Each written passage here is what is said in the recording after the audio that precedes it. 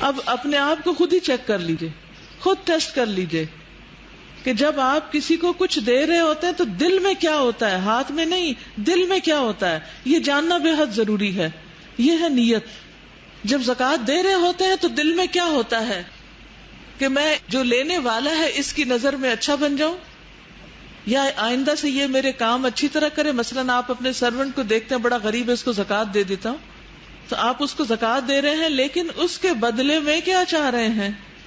اس کی اوبیڈینس، اس کا آپ کا احسان مند ہونا، آپ کا شکر گزار ہونا. تو کہیں پر بھی آپ زکوٰۃ دیتے ہیں یا صدقہ دیتے ہیں، اگر آپ کے دل میں کسی بھی طرح کا کوئی ایسا جذبہ موجود ہے تو وہ عمل قبول ہی نہیں، وہ رد ہے. جیسے یہ حدیث میں ہے نا، وَمَن تَصَدَّقَ يُرَائِي فَقَدْ أَشْرَكَ، مردود، عملی مردود، وہ ریجیکٹ کر دیا جائے گا. جس کے لیے دے رہے ہو، جس مقصد کے لیے، وہ مقصد تمہارا پورا ہو جائے گا، اس بات ختم.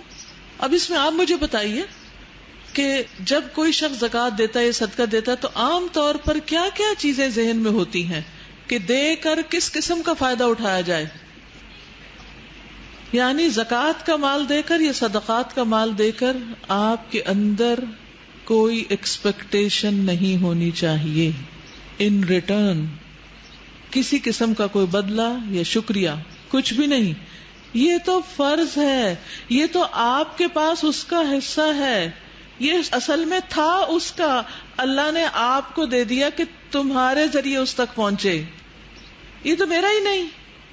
تو زکوٰۃ کے مال کو کیسے دیکھیں گے کہ یہ میرا نہیں، یہ اس کا تھا، یہ میرے پاس آ گیا تھا، اللہ نے مجھے دے دیا تھا، مجھے اس کو دینا ہے، بس یہ تو اس کی چیز اس تک پہنچانی ہے. مجھے ان ریٹرن کسی قسم کا کچھ بھی فائدہ نہیں اٹھانا. یہ ہے اخلاص نیت، تب اس کا اجر ملے گا. اگر آپ کہیں میں نے فلاں جگہ زکوٰۃ دی، فلاں انسان کو دی، فلاں ادارے کو دی، اور انہوں نے تو مجھے پوچھا ہی نہیں، اور انہوں نے مجھے شادی پہ نہیں بلایا، اور انہوں نے مجھے فلاں پارٹی میں نہیں بلایا، اور فلاں مجھے بھول گیا، تو آئندہ میں یہاں زکوٰۃ نہیں دوں گی کیونکہ یہ لوگ میری قدر نہیں کر رہے. تو کیا یہ نیت درست ہوگی زکوٰۃ دینے کی؟ نہیں. لیکن ہم انسان ہیں اور ایسی ویکنیسز ہمارے اندر ہیں، اور زکوٰۃ تو پاک کرنے والی چیز ہے. زکوٰۃ کے ذریعے ہی تو ہمارے اندر کی ان آلائشوں کی صفائی ہوتی ہے کہ جب انسان اتنا اپنے آپ کو ڈس ایسوسیٹ کر دے، یہ ہے ہی نہیں میرا، اللہ کا مال اللہ نے دیا اللہ کے بندوں کے لیے، اور میری سعادت کہ مجھ سے دلوایا، میری خوش قسمتی کہ مجھے اس قابل بنایا کہ میں دوں، اور میں اس سے کیا ایکسپیکٹیشن رکھتی ہوں اللہ تعالیٰ سے کہ وہ اس کو قبول کر لے. آتا جاتا نا بس روک لیں اور اپنی پٹائی شروع کر دیں، اکیلے لے جائیں اپنے آپ کو کہیں اور لگائیں چند ایک دفعہ اپنے آپ کو. بلیو می اتنا فائدہ مند ہوگا نا. ایسی ڈانٹ دیں اپنے آپ کو، ایسا لگائیں، لٹرلی اپنے آپ کو مارے، اور کہ خبردار جو آئندہ تم نے یہ کیا. کیونکہ یہ نفس اتنی آسانی سے ماننے والا نہیں ہے، یہ اتنا آسان مسئلہ نہیں ہے. It's really hard. وہی ایک ہی عمل آپ نیکی سمجھ کے کر رہے ہیں اور وہ جہنم میں لے جانے کا باعث بن رہا ہے. دل کی خوشی سے زکوٰۃ دی جائے. نبی صلی اللہ علیہ وسلم نے فرمایا اللہ کا تقوی اختیار کرو اور اپنی 5 نمازیں ادا کرو، اپنے 1 مہینے کے روزے رکھو، اور دل کی خوشی سے اپنے مال کی زکوٰۃ ادا کرو اور اپنے امیر کی اطاعت کرو، تم اپنے رب کی جنت میں داخل ہو جاؤ گے. تو کیا کرنا ہے؟ زکوٰۃ خوشی سے دینی ہے. سخی کہلوانے کے لیے زکوٰۃ نہیں دینی کہ فلاں تو اتنا جنرس ہے، روز ہی کچھ دے رہا ہوتا ہے. یہ خیال دل میں نہ آئے کہ میری دھاک لوگوں پہ بیٹھے کہ میں بہت دینے والا ہوں. شہرت بنانے کے لیے نہیں، پاپولیرٹی کے لیے نہیں، لوگوں کی توجہ اور لوگوں کی محبت حاصل کرنے کے لیے نہیں. اگر اللہ تعالیٰ آپ سے محبت کرنے لگے تو کیا لوگ محبت نہیں کریں گے؟ بتائیے. تو پھر ہمیں تو بڑی چیز کی طرف جانا ہے نا کہ وہ محبت کرے ہم سے.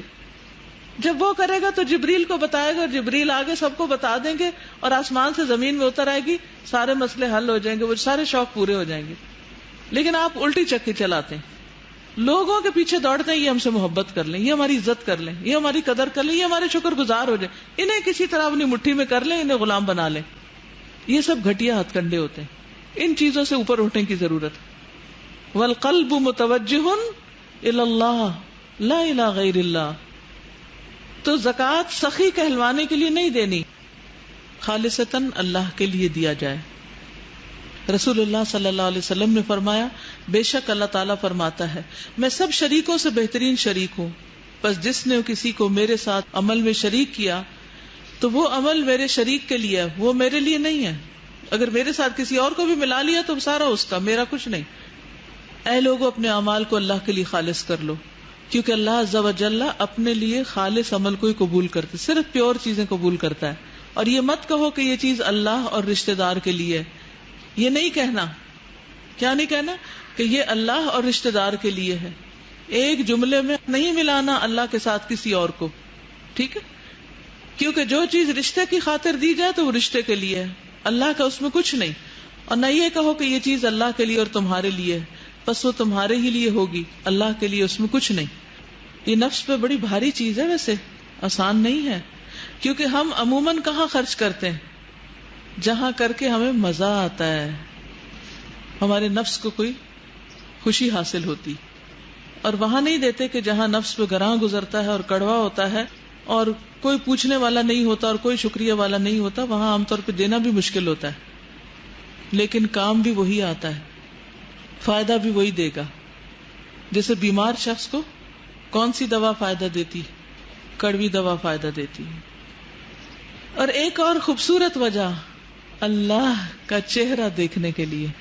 قرآن مجید میں اللہ تعالیٰ فرماتے ہیں وَمَا آتَيْتُم مِّن زَكَاةٍ تُرِيدُونَ وَجْهَ اللَّهِ فَأُولَٰئِكَ هُمُ الْمُضْعِفُونَ. اور جو کچھ تم زکوٰۃ سے دیتے ہو اللہ کے چہرے کا ارادہ کرتے ہوئے تو وہی لوگ کئی گنا بڑھانے والے ہیں. ملٹیپل ریوارڈ ان کو ملیں گے. اور سب سے بڑا ریوارڈ کیا ملے گا؟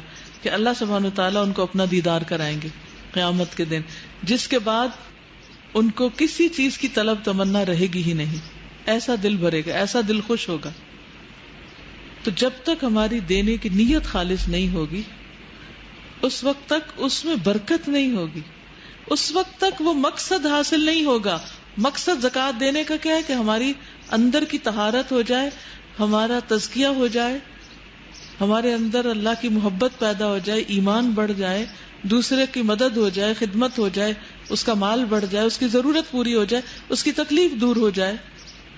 دنیا میں جس انسان سے آپ کو محبت ہوتی ہے، اگر آپ اس کو کوئی چھوٹی سی چیز بھی دیں تو اس کے بعد آپ کا دے کر بھی تسلی نہیں ہوتی، کیا ہم و غم ہوتا ہے، پتہ نہیں اس کو پسند آیا کہ نہیں آیا.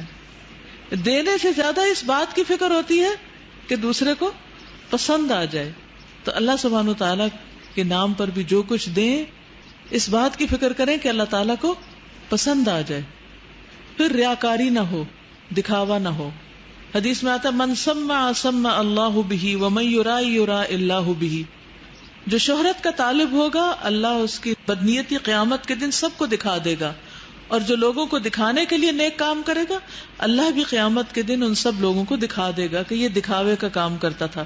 کس قدر شرمندگی کی بات ہوگی کہ قیامت کے دن ساری مخلوق کے سامنے یہ اعلان ہو، دیکھو دیکھو اس بندے کو، یہ دکھاوے کے لیے نیکی کرتا تھا، دکھانے کا بڑا شوق تھا اس کو.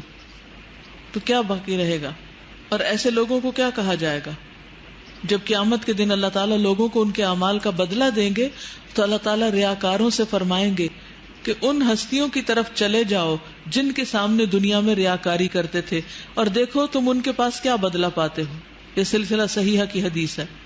اور اس سلسلے میں آخری بات کہ دے کے احسان نہ جتایا جائے. لا تبطلوا صدقاتکم بالمن والاذی. اے لوگو جو ایمان لائے ہو اپنے صدقے احسان رکھنے اور تکلیف پہنچانے سے برباد مت کرو، اس شخص کی طرح جو اپنا مال لوگوں کو دکھانے کے لیے خرچ کرتا اور اللہ اور یوم آخرت پر ایمان نہیں رکھتا.